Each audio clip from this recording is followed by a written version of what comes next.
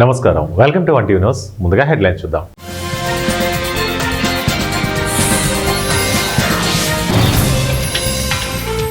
భవిష్యత్తులో పన్నులు మరింత తగ్గిస్తాం, ప్రధాని మోదీ.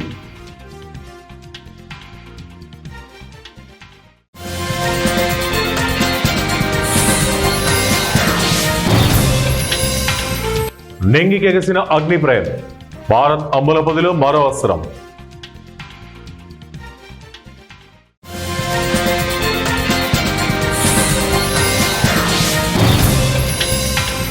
ముస్లింల స్థలాలను లాక్కోవడానికి వక్ఫ్ చట్టం, ఓవైసీ.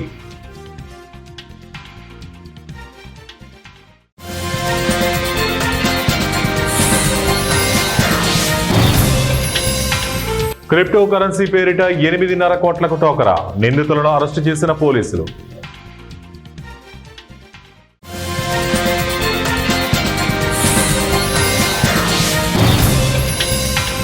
అంగరంగ వైభవంగా ప్రారంభమైన మెగా డిఎస్సి ఉత్సవ సభ, హాజరైన సీఎం చంద్రబాబు, మంత్రులు. రష్యాతో బంధం కాల పరీక్షలకు తట్టుకుని నిలబడిందని ప్రధాని నరేంద్ర మోడీ అభివర్ణించారు. ఆయన ఉత్తరప్రదేశ్లోని గౌతమ్ బుద్ధానగర్లో మొదలైన ట్రేడ్ షోలో జరిగిన సభలో మాట్లాడారు. ఈ వాణిజ్య ప్రదర్శనకు కూడా మాస్కో భాగస్వామిగా వ్యవహరిస్తోందన్నారు. దేశ స్వయం సమృద్ధిలో ఉత్తరప్రదేశ్ పాత్రను ఆయన కొనియాడారు. భారత్లో తయారయ్యే మొబైల్ ఫోన్లలో అత్యధికం ఇక్కడి నుంచే వస్తాయన్నారు. సెమీ కండక్టర్ రంగంలోనూ భారత్ స్వయం సమృద్ధి సాధించాలని పేర్కొన్నారు. భారత్లోని చిప్ నుండి షిప్ వరకు అన్ని తయారు చేయాలని తాము కోరుకుంటున్నట్టు వెల్లడించారు. పన్నుల తగ్గింపు కొనసాగుతుందన్నారు.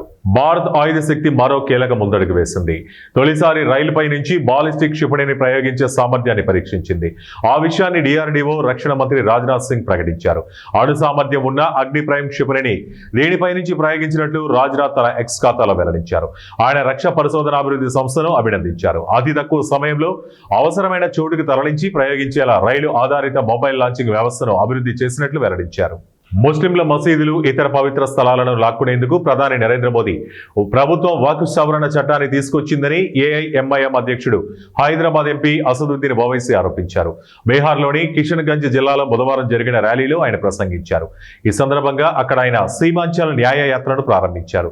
రానున్న బీహార్ అసెంబ్లీ ఎన్నికల దృష్ట్యా రాష్ట్రంలోని ముస్లిం ప్రాబల్య ప్రాంతాల్లో తన పార్టీ విజయావకాశాలను పెంచుకునే లక్ష్యంతో 3 రోజుల సుడిగాలి పర్యటనకు ఓవైసీ శ్రీకారం చుట్టారు. క్రిప్టో కరెన్సీలో పెట్టుబడులు పెడితే భారీగా లాభాలు వస్తాయని నమ్మించి 8.5 కోట్లతో ఉడాయించి 6 నెలలుగా పరారీలో ఉన్న నిందితులను నిజామాబాద్ సిసిఎస్ పోలీసులు అరెస్టు చేశారు. జిల్లా కేంద్రంలోని అస్మీ కాలనీకి చెందిన మొహమ్మద్ మెహజ్ ఖాన్, మహమ్మదీయ కాలనీకి చెందిన సయ్యద్ అమీద్ హుస్సేన్లు కలిసి 2022లో స్పెయిన్ ఎవర్గ్రీన్ కంపెనీ పేరుతో మల్టీ లెవెల్ మార్కెటింగ్ దందా ప్రారంభించారు. తమ కంపెనీలో పెట్టుబడులు పెడితే రెట్టింపు లాభాలు వస్తాయని నమ్మించి 8.5 కోట్లు దండుకుని అదృశ్యమయ్యారు. ఇందలవాయికి చెందిన ఓ వ్యక్తి పోలీసులను ఆశ్రయించడంతో నిందితుల జాడ కనిపెట్టి అరెస్టు చేశారు. ఆంధ్రప్రదేశ్ రాష్ట్రంలో నిర్వహిస్తున్న మెగా డిఎస్సి ఉత్సవ సభకు సీఎం చంద్రబాబు నాయుడు, మంత్రి లోకేష్ సహా పలువురు మంత్రులు, ఎమ్మెల్యేలు, ఎమ్మెల్సీలు అసెంబ్లీ నుంచి బయలుదేరారు. మొత్తం 7 ప్రత్యేక బస్సుల్లో సభా ప్రాంగణానికి వెళ్లారు. ఈ నేపథ్యంలో కాసేపు బస్సు డ్రైవింగ్ సీట్లో కూర్చుని ఎమ్మెల్యే నందమూరి బాలకృష్ణ సందడి చేశారు. జిల్లాల వారీగా నేతలకు బస్సులు కేటాయింపు చేశారు. అనంతరం సభా ప్రాంగణానికి ముఖ్యమంత్రి సీఎం చంద్రబాబు, మంత్రి లోకేష్ సహా మంత్రులు, ఎమ్మెల్యేలు చేరుకున్నారు. ఈ నేపథ్యంలో ప్రజల ఉత్సాహ ధ్వనుల మధ్య సభ ప్రారంభమైంది. డిఎస్సిలో టీచర్లుగా ఎంపికైన 15,941 మంది అభ్యర్థులకు సీఎం నియామక పత్రాలు అందజేయనున్నారు.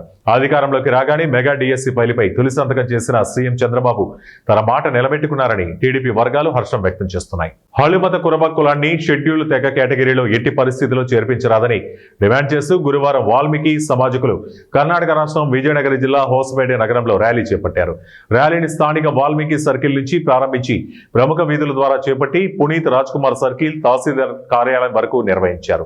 రాష్ట్ర ప్రభుత్వ నిర్ణయాన్ని తాలూకా వాల్మీకి సమితి నిరసిస్తూ తహసీల్దార్ కార్యాలయం ద్వారా ప్రభుత్వానికి వినతి పత్రం సమర్పించారు. ఈ సందర్భంగా వాల్మీకి సంఘం తాలూకా అధ్యక్షులు గోసల బర్మప్ప, కార్యదర్శి దేవరమణి, శ్రీనివాస్, జంబయ్య నాయక్ తదితరులు మాట్లాడుతూ షెడ్యూల్ తెగ గిరిజన సమాజానికి చెందిందని, విద్యాపరంగా, రాజకీయంగా, ఆర్థికంగా సమాజంలో చాలా వెనకబడి ఉందని తెలిపారు.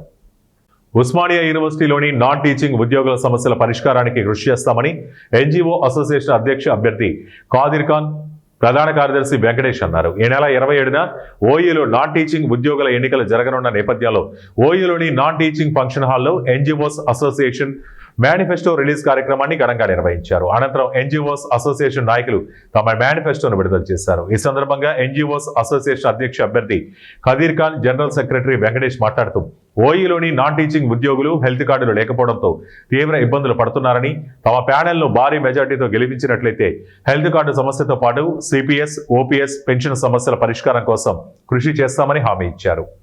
నమస్తే. ఈరోజు ఖదీర్ ఖాన్ మరియు B Venkatesh panel manifesto inaugural function ఉండే. దాంట్లో జనాలు వచ్చారు, మా ఎంప్లాయీస్ వచ్చారు, మా సోదరులు వచ్చారు, మా బ్రదర్స్ సిస్టర్స్ వచ్చారు.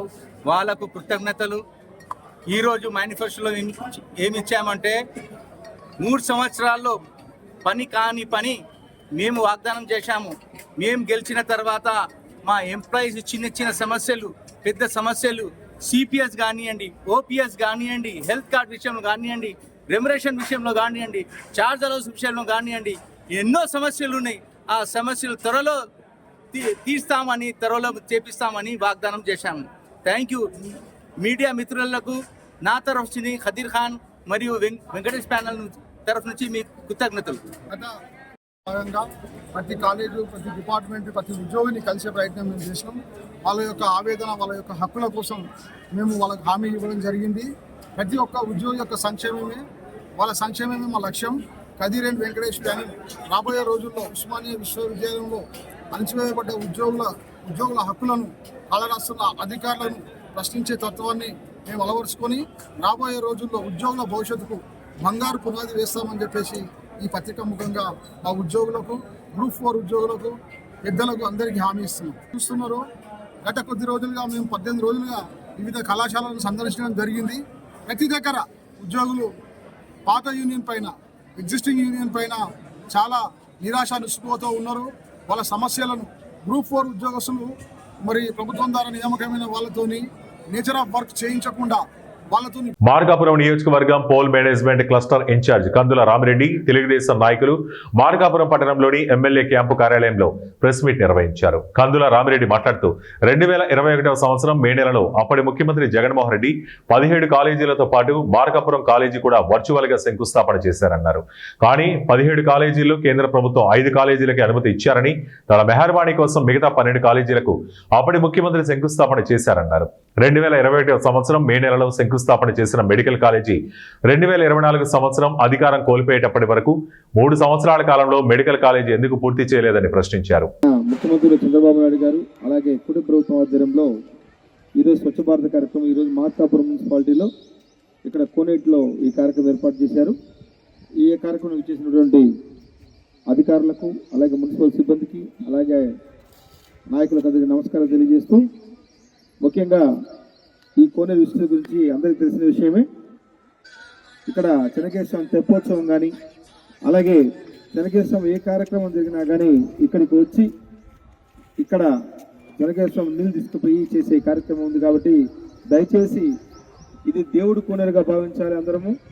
ఇక్కడ చుట్టుపక్కల వారు కూడా వ్యర్థాలను దీంట్లో వేయవద్దు. ఇప్పుడు క్లీన్ చేసిన తర్వాత మున్సిపల్ కమిషనర్ గారు కూడా చెప్పారు, దీన్ని కొద్దిగా మెయింటైన్ చేద్దాం సార్, కొంచెం ఇంకా దీంట్లో కూడా బ్లీచింగ్ అంతా ఏర్పాటు చేసి ఇబ్బంది లేకుండా ఈ నీళ్ళని కూడా బాగా చేద్దామని చెప్పారు. కాబట్టి ఇంటి పరిసరాలు మాత్రం తప్పకుండా గమనించండి. మీ వ్యర్థాలు దీంట్లో వేసి మనము మన పరిసరాలనే పాడు చేసుకుంటున్నాము. దోమలు పెరుగుతాయి, నీరు కాలుష్యం అయిపోతూ ఉంది, ఈ గాలి పీలిస్తే కూడా ఇబ్బందులు వస్తాయి. కాబట్టి మీరు దయచేసి వ్యర్థాలను వేయొద్దు. దీన్ని ముందు కూడా మున్సిపల్ వారి ఆధ్వర్యంలో ఎటువంటి ఇబ్బంది లేకుండా చూసుకుంటారు. కాబట్టి మనం కూడా సహకరించి కోనేరుని కాపాడే బాధ్యత, ఇది దేవుడి కోనేరుగా భావించి అందరం కూడా పవిత్రంగా ఉంచుకోవాలని కోరుకుంటున్నాం. రష్యాతో బంధం కాల పరీక్షలకు తట్టుకుని నిలబడిందని ప్రధాని నరేంద్ర మోడీ అభివర్ణించారు. ఆయన ఉత్తరప్రదేశ్లోని గౌతమ్ బుద్ధానగర్లో మొదలైన ట్రేడ్ షోలో జరిగిన సభలో మాట్లాడారు. ఈ వాణిజ్య ప్రదర్శనకు కూడా మాస్కో భాగస్వామిగా వ్యవహరిస్తోందన్నారు. దేశ స్వయం సమృద్ధిలో ఉత్తరప్రదేశ్ పాత్రను ఆయన కొనియాడారు. భారత్లో తయారయ్యే మొబైల్ ఫోన్లలో అత్యధికం ఇక్కడి నుంచే వస్తాయన్నారు. సెమీ కండక్టర్ రంగంలోనూ భారత్ స్వయం సమృద్ధి సాధించాలని పేర్కొన్నారు. భారత్లోని చిప్ నుండి షిప్ వరకు అన్ని తయారు చేయాలని తాము కోరుకుంటున్నట్టు వెల్లడించారు. పన్నుల తగ్గింపు కొనసాగుతుందన్నారు. భూపాలపల్లి జిల్లా భూపాలపల్లి మండలం కమలాపూర్, గొల్లముద్దారం, దూదేకులపల్లి గ్రామాల్లో జరిగిన వేడుకల్లో భూపాలపల్లి ఎమ్మెల్యే గండ్ర సత్యనారాయణరావు పాల్గొన్నారు. కమలాపూర్ గ్రామంలో లక్ష్మీదేవర ఆలయంలో ప్రత్యేక పూజలు చేసిన అనంతరం లంబాడీల తీస్ పండుగ వేడుకల్లో ఎమ్మెల్యే పాల్గొన్నారు. డప్పు చప్పుళ్లతో పెళ్లి కాని యువతులు గ్రామస్తులు సాంప్రదాయ నృత్యాలతో ఎమ్మెల్యేకు స్వాగతం పలికారు. అనంతరం డీజే పాటలకు యువతులతో కలిసి ఎమ్మెల్యే స్టెప్పులేశారు.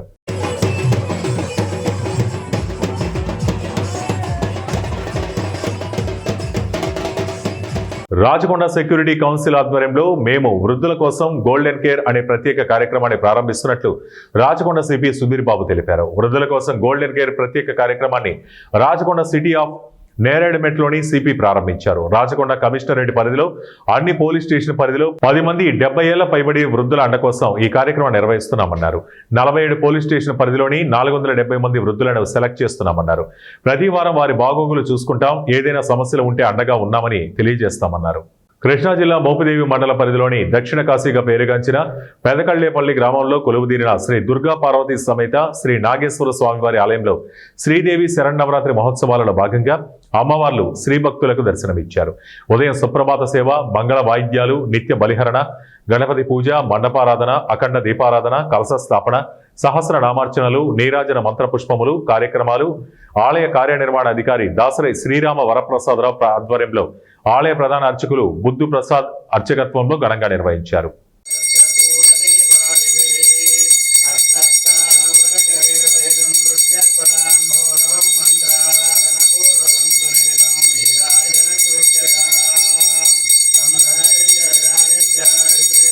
చదువుకునే రోజుల్లో కాలేజీకి వెళ్లేందుకు తనకు సైకిల్ కూడా ఉండేది కాదని 4 కిలోమీటర్లు నడిచి వెళ్లి చదువుకున్న రోజులు గుర్తొస్తున్నాయని మంత్రి పొంగులేటి శ్రీనివాసరెడ్డి అన్నారు. ఖమ్మం జిల్లా కల్లూరులో పలు కార్యక్రమాల్లో ఆయన పాల్గొన్నారు. 75 లక్షల రూపాయల వ్యయంతో నూతనంగా నిర్మించిన షాదీ ఖానాను ఆయన ప్రారంభించారు. అనంతరం ఆశా ఫౌండేషన్ ఆధ్వర్యంలో ప్రభుత్వ జూనియర్ కళాశాలలోని 220 మంది విద్యార్థులకు యూనిఫామ్, నోట్బుక్స్ ను స్థానిక ఎమ్మెల్యే మట్టా రాగమయ్యి దయానంతో కలిసి పంపిణీ చేశారు. ఈ సందర్భంగా మంత్రి పొంగులేటి తాను చదువుకున్న రోజులను గుర్తు చేసుకున్నారు. తమ గ్రామం నుండి స్నేహితులతో కలిసి నడుచుకుంటూ కాలేజీకి వెళ్లి వచ్చేవాడినని, అప్పట్లో ఉపాధ్యాయుల పట్ల అమితమైన గౌరవం ఉండేదని గుర్తు చేసుకున్నారు. వ్యవసాయ కుటుంబాల నుంచి వచ్చిన వారే ప్రభుత్వ కాలేజీల్లో ఉంటారని, తల్లిదండ్రుల కష్టాన్ని గమనించి కష్టపడి చదువుకొని మంచి భవిష్యత్తు ఏర్పాటు చేసుకోవాలని విద్యార్థులకు సూచనలు చేశారు.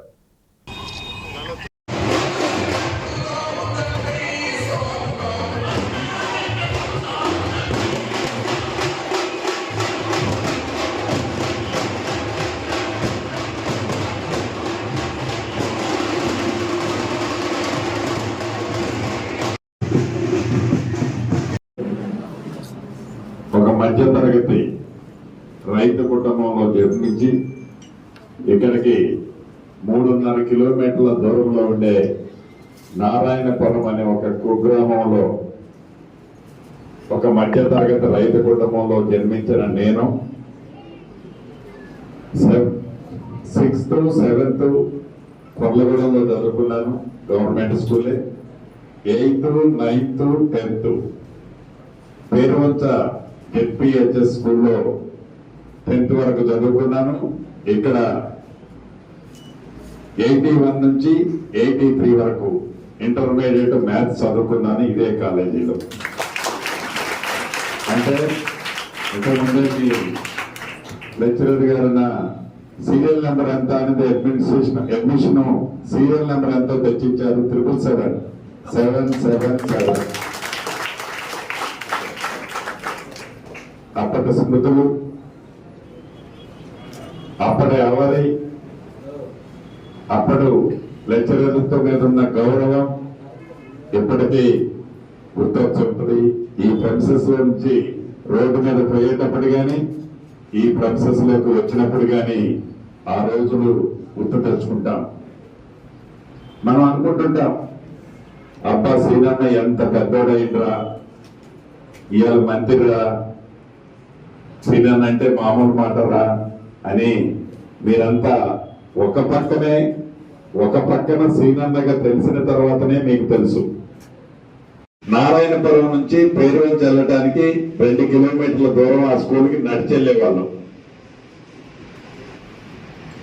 ఈ 3.5-4 కిలోమీటర్లు నారాయణపురం నుంచి కల్లూరు జూనియర్ కాలేజీకి రావడానికి ఇంటర్మీడియట్ మ్యాథ్స్ లో జాయిన్ అయిన తర్వాత మధ్యతరగతి రైతు కుటుంబంలో జగిత్యాల జిల్లా మేడిపల్లి మండలం కట్లకుంట గ్రామంలోని జిల్లా పరిషత్ పాఠశాలలో చోటు చేసుకున్న ఒక దుశ్చర్యకర ఘటన ఆలస్యంగా వెలుగులోకి వచ్చింది. 10వ తరగతి చదువుతున్న ఒక విద్యార్థి హోంవర్క్ చేయలేదనే కారణంతో గణిత శాస్త్ర ఉపాధ్యాయుడు విద్యార్థులను ఆఫీస్ గదిలోకి పిలిచి ఇష్టం వచ్చినట్లు శారీరక శిక్ష విధించారని తల్లిదండ్రులు ఆగ్రహం వ్యక్తం చేశారు. తరచూ విద్యార్థులను కొడుతూ భయభ్రాంతులకు గురి చేస్తున్నాడని తల్లిదండ్రులకు చెప్పడానికి కూడా విద్యార్థులు భయపడుతున్నారని ఉపాధ్యాయునిపై డీఈఓకు ఫిర్యాదు చేయగా డీఈఓ ఎల్రాము ఫిర్యాదుపై స్పందించి గణిత శాస్త్ర ఉపాధ్యాయునికి షోకాజ్ నోటీస్ జారీ చేయడం జరిగిందని విద్యార్థుల తల్లిదండ్రులు తెలిపారు. అయితే మా పిల్లలు మన నోట్స్ రాయనందుకు అది మన మ్యాథ్స్ టీచరు ఘోరంగా కొట్టింది సార్. నోట్స్ అతని దగ్గర పెట్టుకొని పిల్లలు మరి ఇట్లా సార్ మీ దగ్గర నోట్స్ ఉన్నాయి మరి మేము ఎట్లా రాయాలని అడిగితే వీళ్ళని ఆఫీస్ రూమ్లో తీసుకుపోయి ఇష్టం వచ్చినట్టు కొట్టింది సార్. ఇష్టం వచ్చినట్టు ఎటు దొరుకుతట్టు కొట్టిండు. మా నడుపై కొంచెం హెల్త్ బాగుండదు. మా చిన్నపై అడ్డుకున్నాడట. సార్ అక్కడ మా అన్నకు ఒకటి హెల్త్ బాగుండదని అంటే అయినా కానీ ఏం చూడకుండా వీడిని కూడా ఎటు దొరుకుతాడు కొట్టి మేడం ఇట్లా గొంతు విసికి పైకి లేపి కిటికీ అంటూ పెట్టినట్టు మరి ఘోరంగా కొట్టిండు. ఇప్పుడు కొట్టిన నాకు ఫోన్ చేసిన తర్వాత హెచ్ఎం గారికి ఫోన్ చేసిన. హెచ్ఎం సార్ గారికి ఫోన్ చేస్తే హెచ్ఎం గారు ఏమన్నారంటే నేను డిఓ మీటింగ్లో ఉన్నా, నేను లేను, నాకు అక్కడ ఏం జరిగిందో నాకు తెలియదు అని చెప్పింది. చెప్పిన తర్వాత నేను మళ్ళీ సార్ మరి ఎట్లా మరి గింత ఘోరంగా కొట్టారు మరి సార్ని తీసుకొని చక్కగా స్టేషన్కి రాండి, మా పిల్లల్ని తీసుకొని నేను స్టేషన్ వస్తున్నా అని చెప్పిన. నేను తర్వాత మాట్లాడతాను హెచ్ఎం సార్ అన్నారు సార్. వార్తలు ముగించే ముందు ముఖ్యాంశాలు మరోసారి.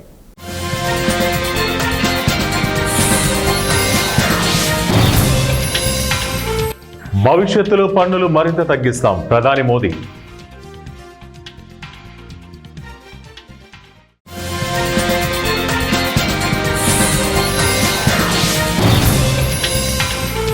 నెంగికెగసిన అగ్నిప్రయం, భారత్ అమ్ముల పొదిలో మరో అస్త్రం.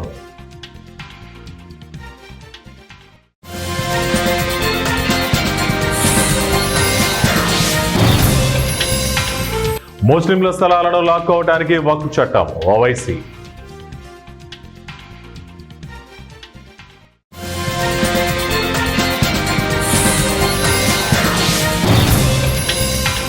క్రిప్టో కరెన్సీ పేరిట 8.5 కోట్లకు టోకరా, నిందితులను అరెస్టు చేసిన పోలీసులు.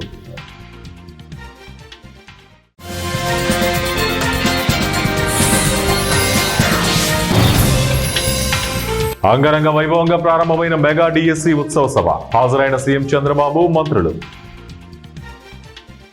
ఇవి ఇప్పటివరకు బులెటిన్ అప్డేట్స్. మరిన్ని అప్డేట్స్ కోసం చూస్తూనే ఉండండి 1 టీవీ న్యూస్.